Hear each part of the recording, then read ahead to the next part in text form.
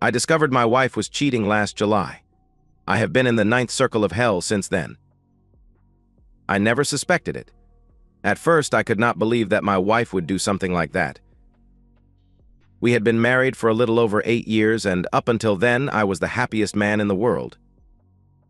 Well-known psychiatrist Elizabeth Kubler-Ross asserted that when a person is faced with the reality of impending death or other extremely awful fate, he or she will experience a series of emotional stages: denial, anger, bargaining, depression, and acceptance. I remembered this from some psychology lecture in college. Denial is the first stage, and I was deep in it. If Mary was cheating, our marriage was dead. But she couldn't be. I wondered if I would suffer all stages of grief for the death of my love. I wondered if I ever reached acceptance, would the pain and heartbreak follow me forever? I met Mary in college. I was studying computer science, and as part of the general education requirements, I had to take an English class. I was not looking forward to reading stories or poetry written by old and dead people. I figured that my mind could only hold so many things. Mostly, those things consisted of computer code and where the next party was going to be. I was the typical computer nerd, tall and a little gangly. I was a so-so student, wasn't good enough to be a first string in any of the sports I went out for, and didn't belong to any clubs or take part in any after-school activities. But I was good with computers. I was the guy that everybody recognized and nodded hello to, but whose name they couldn't remember. My love life had only consisted of a couple of turns with Pauline French after my senior year of high school. I think she took pity on me. We hung together for almost 2 months before she moved on to greener pastures. Since then, we computer nerds hung out and told stories about what great lovers we were, and what we would do to that pretty girl in class if we ever had the chance. When I met Mary, my life changed. I sat next to her in the English class and fell into her eyes, those deep hazel eyes. I was lost in the deep pools of her eyes. During that first class, I did not see much beyond her eyes, but as she was leaving, I got a good look at the rest of her. Mary had shoulder-length blonde hair with a slight curl at the ends, a cute button nose and lips that always had a little upturn at the corners. She wasn't as tall as me. I guessed she must have been about 5'7".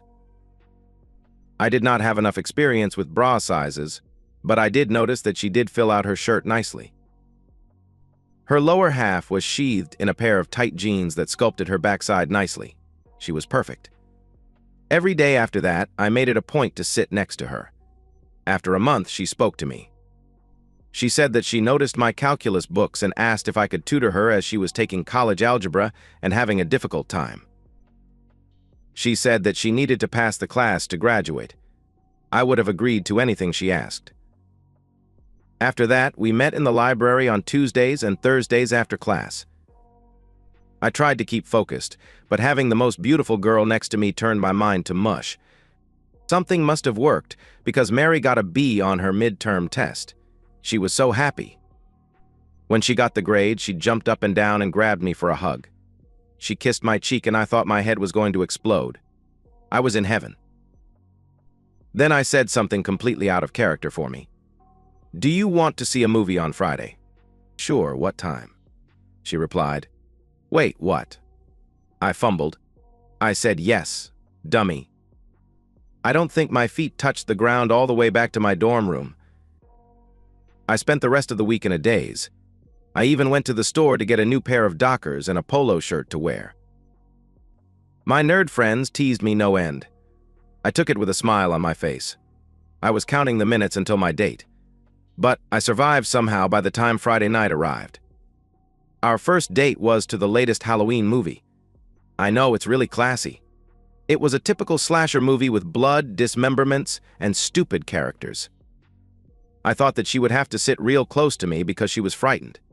Not so much, but we had fun. Mary and I whispered who would be the next kid on the screen to get it. She was right more often than I was. And later I got a quick goodnight kiss on the doorstep. On our fourth date, she invited me into her dorm room and we clumsily made love. It must have been good for her because she invited me up again after our next date. From there, we became a couple. Amazingly, we had a lot of things in common. We liked the same movies, read the same books, and loved the same foods. After a couple of months, I was seriously in love. By the time finals rolled around, I was sure that she was in love with me. We were happy. Right before Christmas break, we were lying in her bed when I told her that I loved her. I said that she was the best thing to happen to me. She smiled and said, "I love you too. Life was great." Even though we didn't have any classes together in the spring semester, we still studied together in the library every day after classes. We picked up right where we left off after the break, with our love getting stronger each week. We spent spring break together. We rented a cabin at the lake. I intended to go hiking and fishing, but I don't think we made it out of the cabin the whole week. On the last night, I got down on my knees and proposed. She said yes. 3 months later, we graduated, and 5 months after that, we were married. After school, I got a job doing computer security. Our company integrated security software into the computers of small businesses that had anything from 10 to 50 workstations. I wrote code to make the different systems talk to each other. My boss was Bob. Bob started the company 10 years ago with just 2 employees. After a couple of mergers and buyouts, his company had grown to about 50 employees and was doing great. Bob was a good boss and mentor. After I had been with the company for about 5 years, Bob got an offer to sell out. He said some big venture capital group in the city needed our position in the small business market to complement a larger computer division. He said the money was too good to pass up, and he sold. He did stay on as manager, and part of the deal was that we all kept our jobs. The overall effect was minimal. We never saw the new owners, and Bob continued to run it his way. Work continued uninterrupted. Mary got a job right after graduation with Dr. Hubert, a dentist. She took over the role of office manager. Her boss was a kindly old dentist who reminded me of the absent-minded professor, right down to the funny glasses on the end of his nose that he was always searching for. Dr. Hubert always seemed lost, but he was a magician in a mouth. His dentistry skills were the best in the area, and patients came from long distances to have him work on their teeth if they could get an appointment. When Mary began working there, the office was in a shambles. Bills were unpaid, files were lost, billing systems were antiquated, and it was a general mess. Mary set about to clean it up and help the good doctor to a better practice. The results were revolutionary. After 3 years, the good doctor's practice was the envy of the region. Revenues were up, office turnover was eliminated, morale was high, and the doctor even dressed better. Mary was responsible for all of it. I was very proud of her. After we married, Mary and I got a little apartment near my job. We christened every flat surface and every room numerous times.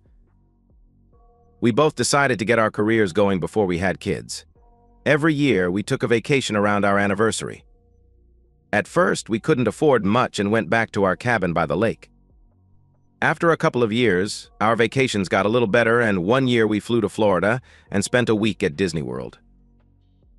After about 5 years in the apartment, we decided to look for a house. After looking around for a couple of months, we picked a small house with enough room for our soon-to-be family to grow into. We bought it and moved in, again utilizing every flat surface and every room for our sexual gymnastics. After about 7 years, Mary came home from work very excited. It appeared that the management and organization of the good doctor's office were being noticed. The doctor had a couple of big-dollar executive types as patients, and they had been asking about Mary. They noticed the office's turnaround and commented to the doctor. Doctor. Hubert could not say enough about Mary. One of the executives approached Mary with a job offer. That night and over the next few days, we discussed the offer. I felt that we were on the verge of starting a family and that this new job would set that back a couple of years. We didn't need the additional money and doctor. Hubert was like family to us. She felt that this could open up to greater opportunities in the future. If we could hold off on the family for a couple of years, she said she would make it up to me. I didn't have much of a choice and I relented. 1 month later, Mary began as the personal assistant to Dana Larson, Vice President of Finance for Cascade Capital. I didn't know at the time, but Cascade Capital was the venture capital firm that ultimately owned the company I was already working for. Early on, I never noticed a change in Mary or in our relationship. Our lovemaking did decrease, but I assumed it was because of the sometimes odd hours she and her boss worked. Occasionally, she had to attend meetings with him past dinner and was tired when she got home. In the later months, our sex life began to suffer more. I tried to do things to please Mary, but she ignored all of my advances. I don't think we made love for the 2 months leading up to the awards dinner. The concept of her cheating on me was so alien that I never even considered it. I found out that Mary was cheating with her boss on the day of her company's annual awards dinner. I would not believe it. Each year, her company has a dinner to celebrate the past year's successes and recognize the big players. We were invited to go. As we prepared to leave, I still could not believe that Mary was cheating. I reviewed the past months in my head and could not see anything. We loved each other. I loved her and trusted her with my life. Looking back, I may have suffered from love blindness. I needed some kind of proof that Mary was unfaithful, some sign that I could confirm with my own eyes. I took my blinders off and got ready for the dinner. As I watched her prepare, I took careful notes. What was she wearing? What did her makeup look like? How much lipstick, thong underwear, stockings? All of it. On the drive, I said little. Mary was excited because Mr.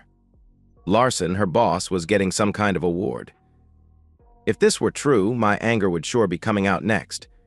I knew I had to control this to get the facts. Now I knew how Bruce Banner felt. We arrived right on time as Mary planned it that way. We quickly entered and Mary rushed off to make sure that everything was going well. But about 15 minutes later, he walked in. On his arm was his wife. She was beautiful. What did he need my Mary for when he had that waiting for him at home? I walked over to the bar and got a drink and studied him. I saw how people gravitated towards him as if he were royalty, sucking up to the boss. I saw his phony smiles and the way he placated everyone. I hated him. Hated him. Very quickly, Mary was at his side. Larson's wife, Caroline, moved off to say hello to some of the other executives' wives. From across the room, I watched how Larson and Mary interacted. I saw the glances, the touches on the arm, the smiles. It was definitely more than a boss or personal assistant relationship. Soon we sat down for dinner. Larson and his wife sat at the head table with us at another table, close by. Mary selected the seat facing Larson. Thus began a typical boring awards banquet. We had rubber chicken for the main course and long pompous speeches for dessert. After dinner, tables were moved out and the dancing began. I tried to keep Mary close to me, but often she said that she had to run over to Larson to assist with some task. Whenever they were together, I tried to keep an eye on them, but sometimes this turned out impossible. Mary's co-workers came up to me to talk, or some other distraction prevented me from constant vigilance. Mary and I danced a couple of times to both slow and fast songs, at times embracing and others inches apart. A little after midnight, I was getting tired. I mentioned to Mary that we should be leaving soon, and eventually she reluctantly agreed. But first, she asked for one more dance. On that dance floor, my world crashed. Mary was no longer wearing her underwear. I knew during the previous dances that she had her panties on, and I could feel it. Now her backside was smooth. No sight of the blue thong I saw her put on this evening. I was crushed. In our entire life together, I had never known her to be without underwear. Even when I asked, she refused. But somehow she did it for him. We said our goodbyes soon after and left. The drive home was quiet, each of us in our own thoughts, in our own world, or in my case, in my own hell. When we arrived home, Mary dashed upstairs, saying something about needing a shower before bed. I mumbled something. It didn't matter anymore. I stripped off my suit, hung it up, and climbed into bed. A few minutes later, Mary crawled into bed beside me. She was wearing her long cotton nightgown. As she leaned over to me, she said, "Wasn't that a glorious night?" I pretended to already be asleep. She gave me a peck on the cheek and rolled over away from me. I heard her breathing change and a couple of minutes signaling sleep. It was then that the first tears started to flow, soaking my pillow. The next morning, as I stood under the hot water of my shower, I think I experienced every feeling known to man. Love, hate, anger, pain. Then there were thoughts of more revenge, but also of leniency, sentiments of inadequacy for not being man enough to keep my woman, feeling foolish for not detecting her deceit before now, and finally triumphant in my ultimate discovery. My thoughts bounced around inside me, colliding, becoming nothing more than noise inside my head. At the end of the shower, the overriding emotion was anger. I would make him pay, somehow. In the following days, I looked for a way to make him suffer for what he had done to my marriage. Murder was out, nor did I think I could sneak up on him and use a lead pipe on his knees. There must be a way. I knew Mary had some responsibility for this mess also.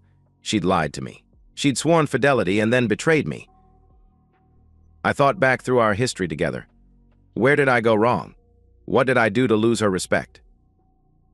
When did I lose it? Did she let herself be seduced by his money and power? I had trusted her, and I had invested years of my life in her because I believed in her. Years I would never get back. They both would pay. The solution presented itself a few days later. Mary had gone to the shopping mall for some new shoes. At least that's what she told me. On the counter sat Mary's laptop. If I could hack into their company's system, maybe I could find a way to make them suffer. I am a computer security expert, so I figured it would not be too difficult to hack their system. I booted her computer up, linked to her work system, and waited for the password prompt. Knowing Mary, her password would not be too hard to crack. But before I began my first attempt, I noted her day planner on the counter. Being married to a computer security expert, Mary wouldn't break the first rule of passwords, would she? I opened the day planner, turned to the letter P, and sure enough, her password was written right there. I began to look through the day planner and found a goldmine. Not only were her login and passwords written down, but Larson's as well as credit card numbers, bank accounts, birth dates, and social security numbers. I made a quick trip to Kinko and copied all the pages in her day planner. I would explore their system at another time. That time presented itself a few days later. Again, Mary left her computer on the counter while she went out. I booted it up and logged in using her password. Since she worked for the vice president, she had access to almost the entire system. I could see payroll, purchasing, accounting, and most of the production systems. I found the email system and looked around there a bit. I did not read or copy all of Mary's emails. I did not want to read all the details of her liaisons. I was having a hard enough time just keeping food down as it is. There had to be a way for revenge somewhere in this system. I looked into the accounting system. Actually, it was a very basic system and not very well secured. Maybe my payback solution was in here. I looked at their purchasing system.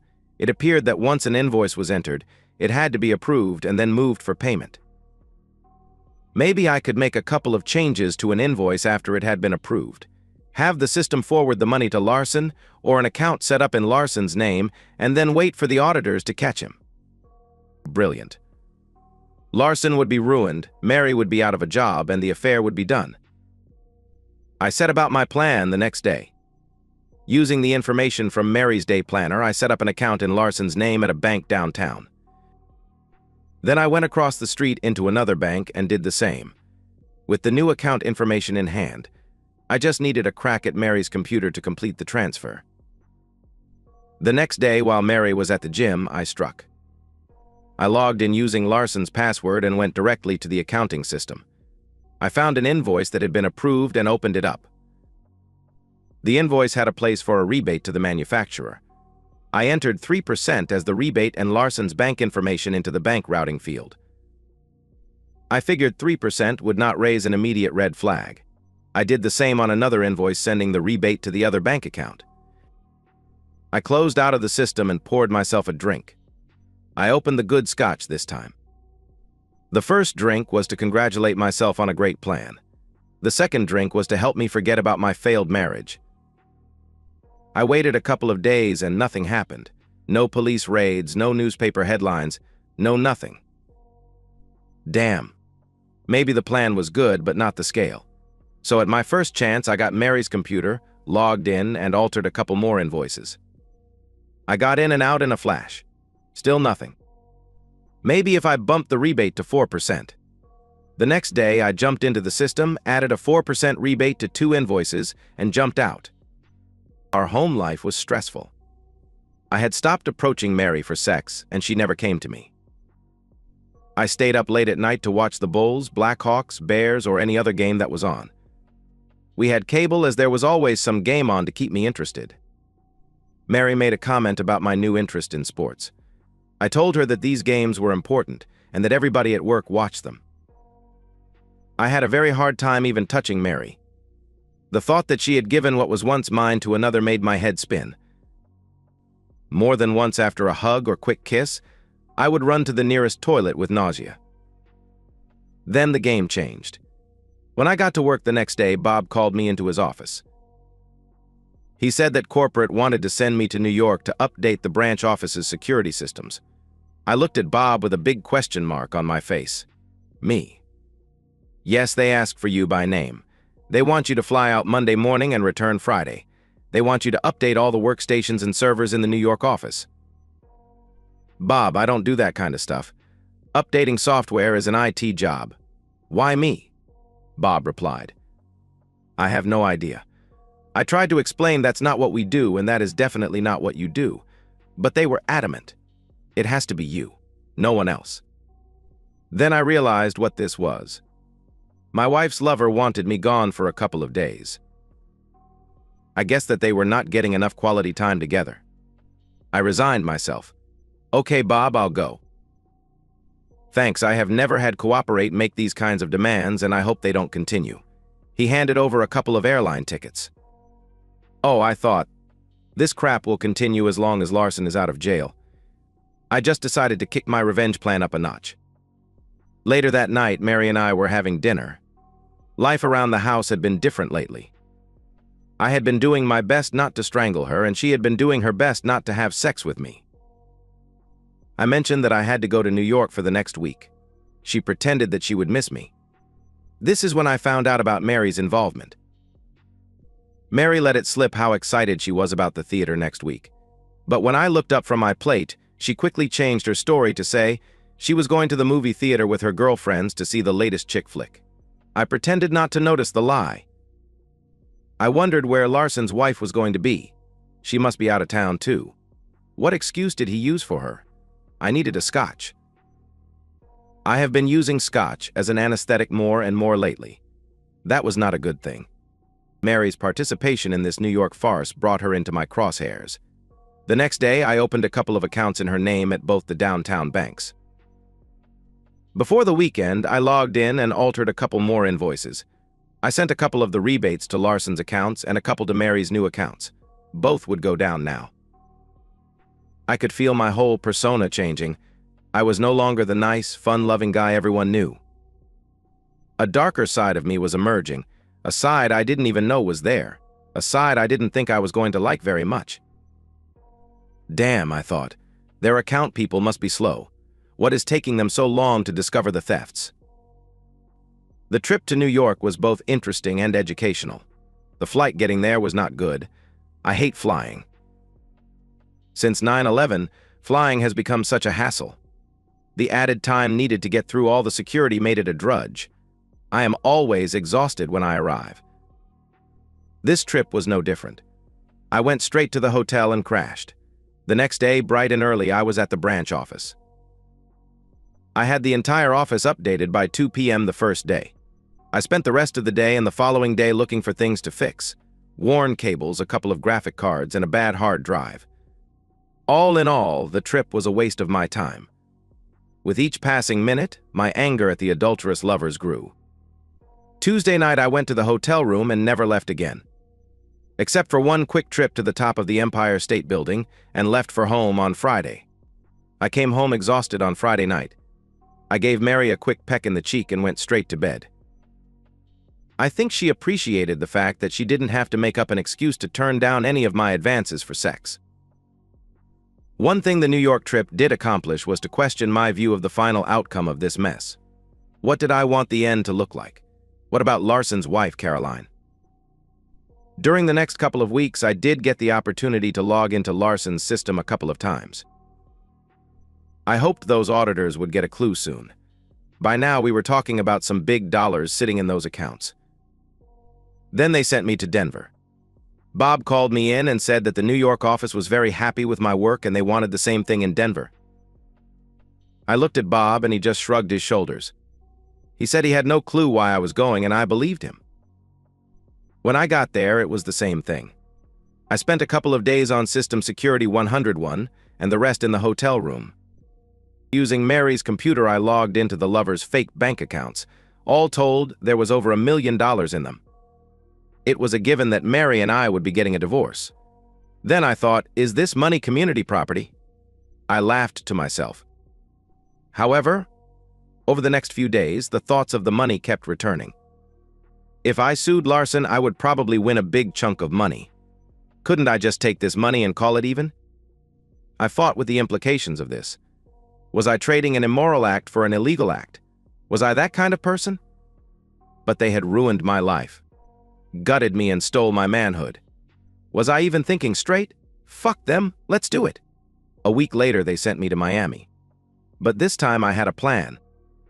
I wrapped up all the security upgrades by Tuesday, and on Wednesday morning I was on a quick flight to the Bahamas. It was very easy to open a bank account in Larson's name down there. I made another trip to the Grand Caymans and opened another bank account in Mary's name. I was back in Miami in time for my flight home and arrived back at OR very tired. I went straight to bed and didn't wake up until noon on Saturday. 2 weeks later, I was on a plane to Boston. The logistics were a little more challenging, but I still had time to sneak over to Zurich to open a couple of accounts there. When I got home, I began moving the money to the overseas accounts. I also moved the money from one account to another at various times. This is the way it went for the next couple of months. I was sent on a fool's errand every 3 weeks or so. Seattle, Phoenix, Atlanta, etc. The Phoenix trip afforded me the opportunity to jump to Mexico City to open an account there. This added another offshore account to flow the money through. At home, I kept logging into Larson's accounting system and altering invoices and forwarding the money to the local banks. From there, it was sent offshore. I think the planning and sneaking around was the only thing that kept me sane during this time. My life with Mary had become one of my roommates. We shared our lives when they collided, but she had her own world and she could not let me see any of it. I attempted to bring us together, but nothing worked. Whenever I attempted to get close, she began some kind of argument. Most of these arguments were over the most insufficient things, like how I put the dishes in the dishwasher, or putting my coffee cup on the counter rather than in the sink. Many times I felt that these arguments were manufactured to deny me affection. One sneaky event that I was very proud of occurred in November. I got a hold of Mary's calendar and noted a day when she and Larson were to be at lunch. I waited until their lunch date started. I got a dozen roses and went to her office. All the girls in her office just gushed over the flowers and what a great husband I was then said. Unfortunately, Mary was at a meeting. They were just leaving for lunch and I just asked if I could leave the flowers on her desk. They agreed. I moved into Mary's office and quickly shut the door. I sat at her desk and logged into her computer. From here, I fixed a couple of invoices and logged into one of the bank accounts. I knew that this would leave a trail. If those auditors ever got a clue, this would help. I then went into Larson's office and did the same. While I was on Larson's computer, I decided to look around a bit. Buried deep was a folder of pictures. I opened it up and saw various pictures of Mary in numerous sexual positions. This hurt, but not as much as at the beginning of this affair. I copied the folder to a thumb drive that I always carry. I left quietly. When I got home that night, Mary was all over me because of the roses. She said that that was so romantic. It was one of the best nights we had in a long time. But I knew that tomorrow it would be back to my wife, her lover, and me. About a month later, I informed Mary that I was going to take a French class at the local community college. The class was on Tuesday and Thursday nights. She could barely contain her glee. 2 more evenings she could spend with her lover. This was part of my new exit strategy, and any time away from Mary was less stressful. The manufactured work trips continued and didn't hinder the classes. I spoke to the instructor, he understood, and I ended up with a B in the class. The affair showed no sign of ending, and the auditors showed no sign of catching on. I wondered how these guys got to be so successful, and then I remembered Fannie Mae and Freddie Mac. Never mind. I knew that the whole thing was going to end soon. Mary's company had to close out their books by the end of the fiscal year. They had to catch the missing money by then, and they did. I was on another trip when Mary called me in a panic. I was sitting at the hotel pool in Los Angeles when she called. She said that some kind of audit was going on and that she was going to be late. She said don't bother trying to call her that night. I sipped my banana fuzzy umbrella drink and said, "Yes, dear, good luck." Quickly, I pulled the pin on my exit strategy. I moved the funds to the Mexico account and grabbed a plane down there. I withdrew all the money in bearer bonds and stuck them in a safe deposit box in Los Angeles. Mary called me at about noon and said that there were some problems and could I get home quickly. I said that I was not finished with the security work, but would try to get home by Thursday. I ordered another of those banana drinks and smiled to myself. Well, the shitstorm has arrived. The next morning, the internet had news accounts of the two of them being arrested. The headlines read, "Executive and Mistress in Massive Swindle." The pictures were not flattering. The article stated that funds were siphoned from various accounts for the lovers' personal use. The article continued stating that the auditors had traced some of the money to the Grand Caymans and that they would contact Cayman authorities to get access to the account. Bail was set at $1 million each. I arrived home Thursday night and was at the courthouse early Friday morning. I used the house as collateral for the bail money, and Mary was released to me by about 2 p.m. We drove home in silence while Mary cried. Once at the door, she ran up to take a shower. She said she had to get the jail smell off her. I recalled a similar run-up to the shower after last year's awards dinner. I poured myself a scotch and waited downstairs. A few minutes later, Mary came down dressed in a long bathrobe. She sat across from me and explained that she hadn't done anything wrong. She didn't take any money. She was innocent. She never said a word about the affair, neither confirming nor denying. And I never brought it up. I said it must be some kind of mix-up and that we would get an attorney and fight it. It was very frosty around the house while waiting for the trial. Mary spoke very little and said nothing about Larson. My life limped along. I went to work and came home. That's about it. Larson decided to fight the charges together with Mary, and they met occasionally with their attorney. Other than that, Mary did not leave the house. I don't know if their affair continued or not. I do know that Larson's wife, Caroline, filed for divorce. Mary was trying to be nice to me. Usually, Mary had some kind of meal prepared when I got home. Although she never spoke of Larson or the past year, I guessed she was trying to bury it and keep us together. She attempted to seduce me a couple of times, and I let her. I followed the case in the newspapers at work. The paper said that the feds tracked the money from the Caymans to Zurich and then to Mexico. They said that they lost the trail there.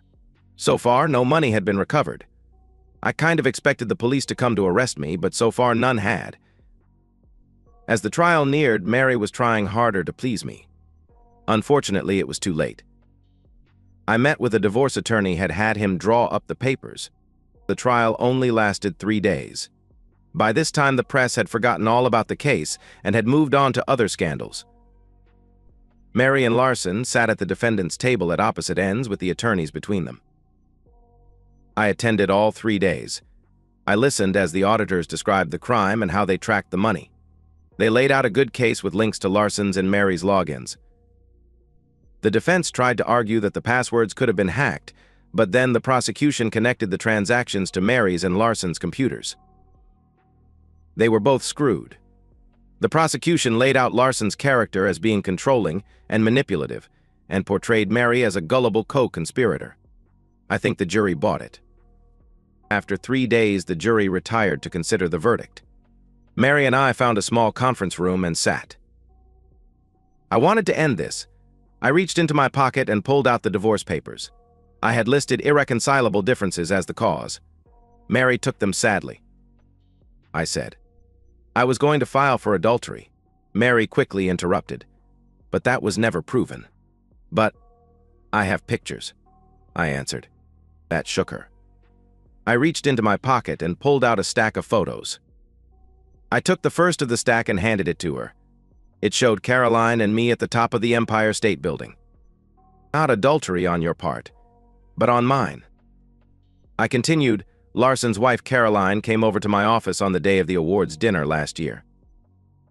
She had a private investigator following her husband and had proof of his affairs. I say affairs because you were not his first. I was devastated and I called her a liar. I didn't believe it until the dinner. I know you went off with him sometime and I know he took your panties. The next day I sent her an email to apologize. I had tears in my eyes. When you and Larson sent me to New York, I knew what the trip was for. It was so that you and Larson could get together. I wondered what you did to get Caroline out of town, and I was surprised when she showed up at my hotel room door on that Tuesday night. I invited her in and we ordered a couple of bottles of wine from room service. We sat on opposite beds, got drunk, cried, and compared stories. She said that the private investigator recorded your phone calls when you were planning my trip. Before Larson had to think of a reason for her to leave, she volunteered to leave town to visit her mother. We spent the rest of the trip in the hotel room. The only time we went out was to visit the Empire State Building. I said that I had never been there and Caroline acted as my tour guide. You may not believe this, but Caroline and I did not touch each other the entire time. I gave her a couple more pictures. They showed Caroline and me in Denver. She showed up in Denver. She played some of the recordings of you and your lover, mostly the ones where he was convincing you to cut me off from sex. I learned then why our sex life had died. It was over a bottle of scotch that Caroline and I held each other.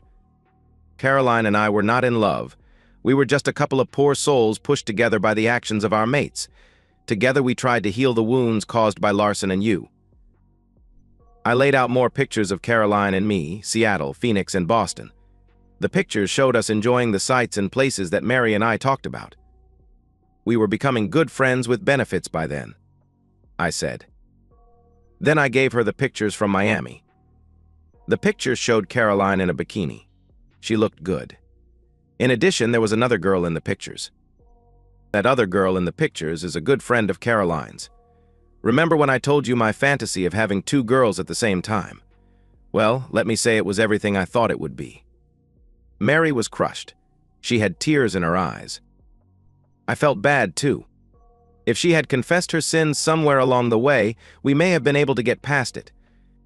If she had come to me long ago and said that she wanted out of our marriage to be with Larson, I would have been hurt. But I would not have been destroyed like I was. I was sorry for the whole mess. I got up to leave and said, "Goodbye, Mary. I loved you once," and with that, I left. I was completely packed by the time the verdict came in. They were both guilty. Since none of the money was recovered, Larson was sentenced to 7 years. Mary got 3 years plus 2 years of probation. My attorney had the power to sell the house and all the remaining contents. I gave him directions to pack up all of Mary's stuff and put it in storage. All the money from the house was to be put in an escrow account for Mary along with half the savings. I was on a plane to France by midnight. I sat on my veranda looking out over the Côte d'Azur. From my deck, I could see the beach. I was a good 3 blocks from the beach and walked there most every day. As I sat and drank a good bottle of Côte du Rhône wine, I contemplated that year. I moved to the south of France and had not been back to the States in over a year since the verdict. I had not spoken to or heard from Mary. I became a lonely recluse here in my chateau. I call it that, but in reality it is nothing more than a small house. But it is mine. Caroline has visited a few times, but that relationship will go nowhere beyond. Friends with benefits. Good benefits, mind you. Her friend did come along one time, and it was just as good the second time around.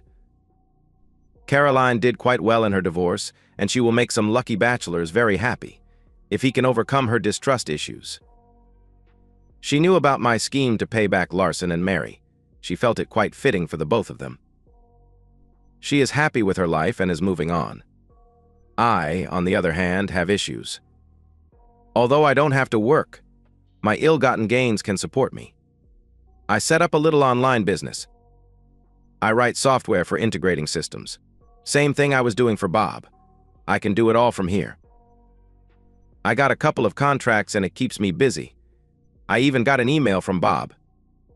He recognized my work and offered to steer a couple of clients my way. I thanked him. The ladies at the patisserie laugh at my poor French, and every day they attempt to teach me a few more words. I figure that by the time I'm 100 years old, I should have it mastered. I have recovered some from Mary's betrayal and divorce, but I am having a harder time justifying my own actions. I remember reading a case study in a college psychology class. The case described a husband that went missing and turned up again years later.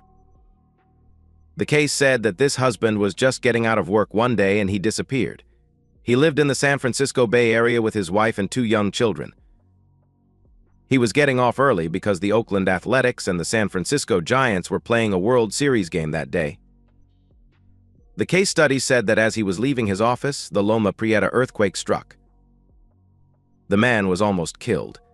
Bricks and large chunks of the building came down on both sides of him, narrowly missing him. At that instant, the man realized that he could have been killed. That realization served as a wake-up call. The man looked at his life and saw how unhappy he was. He saw all the things he wanted to do before he died. The man hurried home, packed, and left his wife and kids without a word. About 4 years later, the authorities found the man. He was happily married with 1 child.